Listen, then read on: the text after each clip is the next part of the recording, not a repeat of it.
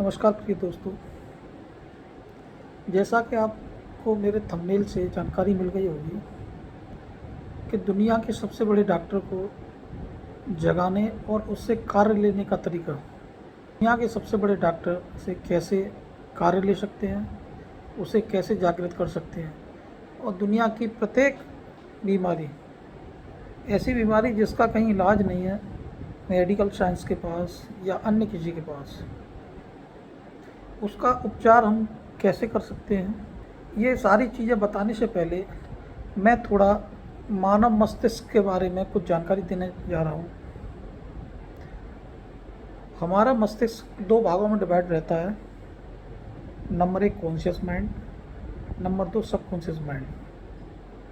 Conscious mind के अंतर्गत वो सारी क्रियाएं आती हैं जो हम जागृत अवस्था में तर्क लगाकर, बुद्धि विवेक लगाकर कोई कार्य करते हैं, अपनी समझ बुद्धि का प्रयोग करते हैं।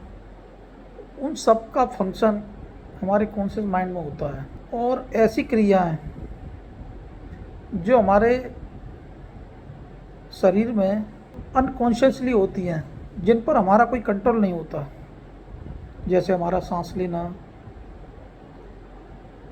हृदय की धड़कनों का होना आदि क्रियाएं, ब्लड का सर्कुलेशन बहना, ऐसी बहुत सी क्रियाएं हैं जो शरीर के अंदर स्वतः ही नेचुरली होती रहती हैं और जिनको कंट्रोल हम खुद नहीं कर सकते। ये स्वतः ही क्रियाएं ऑटोमेटिक हमारे शरीर के अंदर चलती रहती हैं। इन सारी क्रियाओं की देखरेख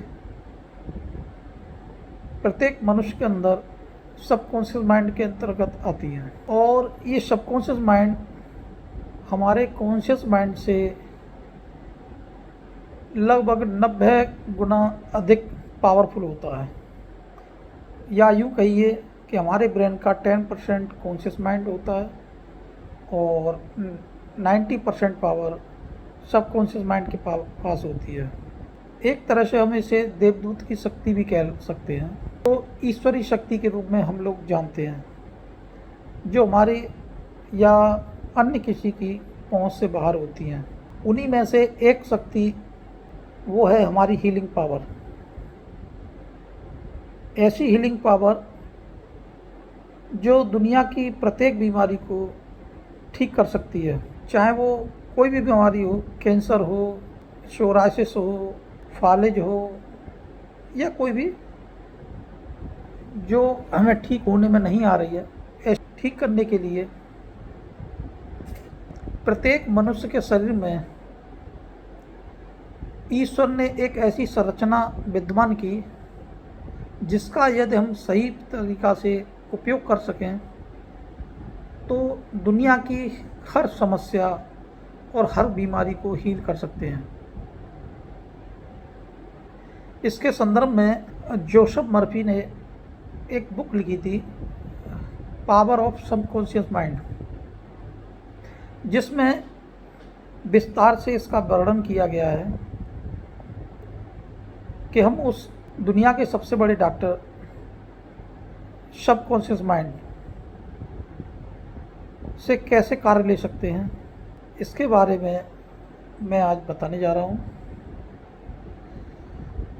सबकॉन्शियस माइंड तक हमारी बातों को पहुँचने से हमारा कॉन्शियस माइंड हमेशा रुकता रहता है और कॉन्शियस माइंड हमेशा ये कोशिश करता है कि प्रत्येक मनुष्य की जो भी समस्याएं होती हैं, उन समस्याओं को वो अपनी समझ बुद्धि के अनुसार उन्हें हील करे या ठीक करे। लेकिन उसकी कुछ क्षमताएं होती हैं, कुछ लिमिटेशन होती हैं जिन्हें वो क्रॉस नहीं कर पाता और अंततः परिणाम ये होता है कि उन समस्याओं का निदान नहीं हो पाता है। और सबकॉन्शियस माइंड की कोई लिमिट नहीं होती, वो अनलिमिटेड होता है, उसकी पावरें अनलिमिटेड होती हैं। और सबकॉन्शियस माइंड का एक ही उसूल होता है, केवल करना।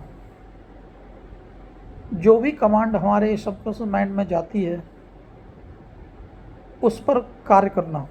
चाहे वो कार्य अच्छा हो या बुरा हो, या उससे हमें फ़ायदा हो रहा हो या नुकसान हो रहा हो, इस बात से सबकॉन्शियस माइंड को कोई मतलब नहीं है।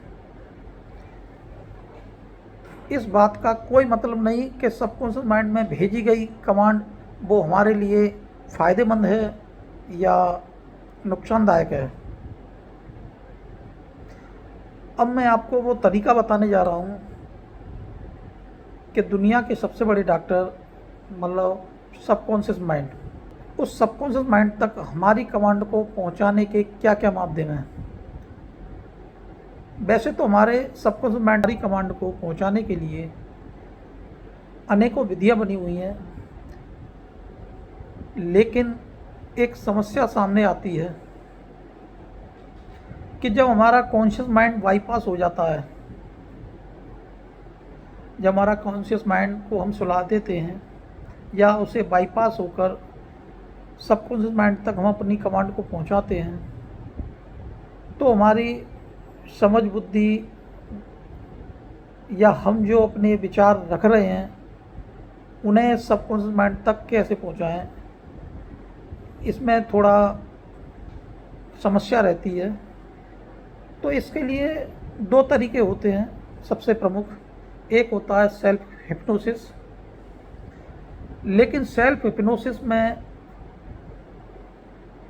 जब हमारा कॉन्शियस माइंड सुला दिया जाता है और सबकॉन्शियस माइंड तक हमारी सीधी कमांड जाती है, लेकिन जब सबकॉन्शियस माइंड सो गया तो हम अपनी ही कमांड को स्वयं सबकॉन्शियस माइंड को नहीं दे सकते। उन कमांडों को देने के लिए संभवतः यह कोशिश की जाए कि कानों में ईयरफोन लगाकर अपनी ही साउंड में कुछ एफर्मेशन तैयार किए जाएं और ये निश्चित किया जाए कि एफर्मेशन वर्तमान में ही कही गई हो, प्रेजेंट में ही बनी गई हो। और जब हम सेल्फ हिप्नोसिस अवस्था में आकर और बार बार इस एफर्मेशन को अपने ईयरफोन के माध्यम से अपनी साउंड में ही जब बार बार चैंटिंग करते हैं, तो इसका प्रभाव हमारे सबकॉन्शियस माइंड पर होने लगता है। और सबकॉन्शियस माइंड का, जैसा कि मैंने पहले बताया, केवल एक ही कार्य है कि करना, चाहे वो अच्छा हो या बुरा। और सबकॉन्शियस माइंड उस काम पर उस हमारी एफर्मेशन के अनुरूप वो कार्य करना शुरू कर देता है। और दूसरा तरीका है अल्फ़ा स्टेज। ये वो स्टेज होती है कि जैसे आपने कभी कभी गौर किया होगा कि आप टीवी देख रहे हो और टीवी देखते देखते आपका ध्यान किसी अन्य जगह पर पहुंच जाता है और टीवी सामने चल रही है, टीवी में कोई सीरियल चल रहा है, लेकिन आपका ध्यान किसी दूसरी जगह पर चला गया।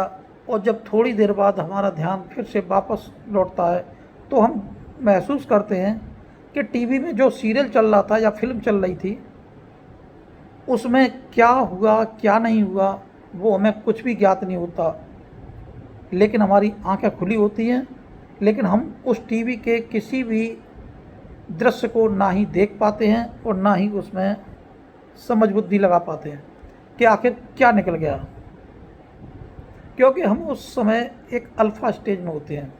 अल्फ़ा स्टेज हमारे ब्रेन की ऐसी अवस्था होती है जब हमारे ब्रेन की फ्रिक्वेंसी 8 हर्ट्ज़ से 14 हर्ट्ज़ के बीच में होती है। ये वो अवस्था होती है जिस अवस्था में हम जो है अर्ध निद्रा में रहते हैं, अर्ध निद्रा और अर्ध चेतन अवस्था में रहते हैं। न तो हम इस अवस्था में सोए हुए होते हैं, न पूरी तरह जागे हुए होते हैं। इस अवस्था को क्रिएट करने के लिए हमें सबसे पहले लगभग 10 से 20 गहरी गहरी सांसें लेनी होती हैं और अपनी सांसों पर ध्यान देना होता है। सांस के अंदर जाने और बाहर जाने पर ध्यान दिया जाता है। जब आप 10 से 20 सांस ले चुके होते हैं तब अपने पैर के अंगूठे से लेकर और सर की चोटी तक प्रत्येक अंग को रिलैक्स किया जाता है, हल्का किया जाता है, शिथिल किया जाता है। मन ही मन बोला जाता है कि मेरा पैर हल्के हो गए हैं, हाथ हल्के हो गए हैं या हो रहे हैं। इस तरीक़ा से बार बार चैंटिंग की जाती है और धीरे धीरे करके जब आपका शरीर हल्का होने लगता है, साथ में इसमें यह ध्यान रखा जाता है कि जब हम कह रहे हैं कि हमारा हाथ रिलैक्स होता जा रहा है, हल्का होता जा रहा है, तो आपको अपने अंदर वो फीलिंग पैदा करनी है, ऐसा महसूस करना है कि आपका हाथ बिल्कुल रिलैक्स हो गया और आपको बिल्कुल अपना तनाव, अपनी चिंताएं सब छोड़ देनी है। और जब आपका पूरा शरीर रिलैक्स हो जाता है तो आपको अपना ध्यान अपनी नाक की टिप, जो ये इस नाक की टिप पर या सामने दीवार पर अपनी आँखों से 30 डिग्री ऊपर कोई ऊपर की तरफ एक बिंदु बना लिया जाता है और इस बिंदु को या नाक की इस टिप पर कंटिन्यूसली बिना पलक झपकाए देखना होता है। जब इस तरह देखते हुए आपकी आँखों में भारीपन आने लगता है और आँखों में आंसू या पानी आना महसूस होने लगता है, तब आपको अपने अंदर ही एक कमांड देनी होती है कि मैं अब 1 से लेकर 5 काउंट कर रहा हूँ और हर काउंटिंग के साथ मेरे शरीर के अंदर जो रिलैक्सेशन पैदा हुआ है, यह रिलैक्सेशन हर काउंटिंग के साथ हर बार दूना होता चला जाएगा। और आपको काउंटिंग चालू करनी है। 1, मेरा शरीर हल्का होता जा रहा है, रिलैक्स होता जा रहा है और भी अधिक रिलैक्स होता जा रहा है। 2, मेरा शरीर, तन और मन पहले से दूनी स्पीड के साथ, दूनी गति के साथ और अधिक रिलैक्स होता जा रहा है। मैं रिलैक्सेशन की और गहराई में उतरता जा रहा हूँ। इस तरह 3 बोलिए, फिर 4 बोलिए और 5 बोलने से पहले बोलना है।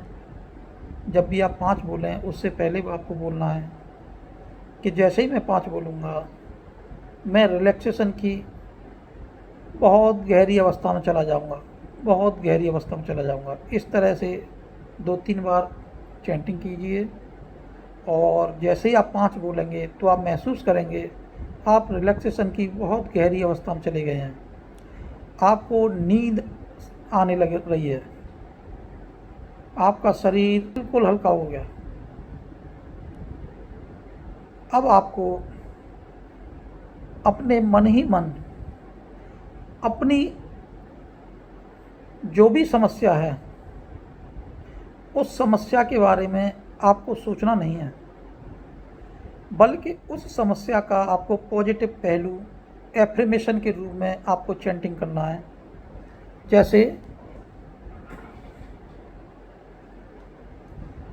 जैसे आपको कोई बीमारी है, मान के चलिए आपको कैंसर की बीमारी है, तो आपको बोलना है मेरे शरीर के सभी ऑर्गन्स कुशलतापूर्वक कार्य कर रहे हैं।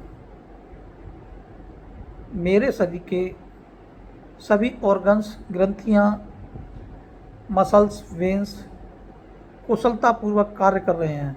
मैं जो भी खाता हूँ या पीता हूँ वह मेरे शरीर को और अधिक एनर्जाइड और स्वस्थ करता है। मैं जो भी खाता हूँ और पीता हूँ वह मेरे शरीर को और अधिक एनर्जाइज्ड और स्वस्थ करता है। हर दिन हर पल मैं पहले से और भी स्वस्थ होता जा रहा हूँ। हर दिन हर पल मैं पहले से और भी अधिक स्वस्थ होता जा रहा हूँ। इस तरह से आपको एक एफर्मेशन तैयार करनी है। इसमें और भी 2-4 वर्ड जोड़ सकते हो। कोशिश ये कीजिए कि एफर्मेशन आपकी 5 वर्डों से अधिक न हो, क्योंकि जितनी अधिक बड़ी एफर्मेशन होगी, सबकॉन्शियस माइंड को उस पर वर्क करने में उतना ही समय लगता है। तो जितनी छोटी एफर्मेशन होगी उतना जल्दी एक्शन होगा और आप उस एफर्मेशन का उतनी ही जल्दी लाभ उठा सकते हैं। और एफर्मेशन चैंटिंग करने के साथ साथ आपको एक अपनी आँखों के सामने एक विजुलाइजेशन स्क्रीन क्रिएट करनी है। जैसे कि आप एक टीवी देख रहे हैं, टीवी में जैसे चित्र चल रहे हैं,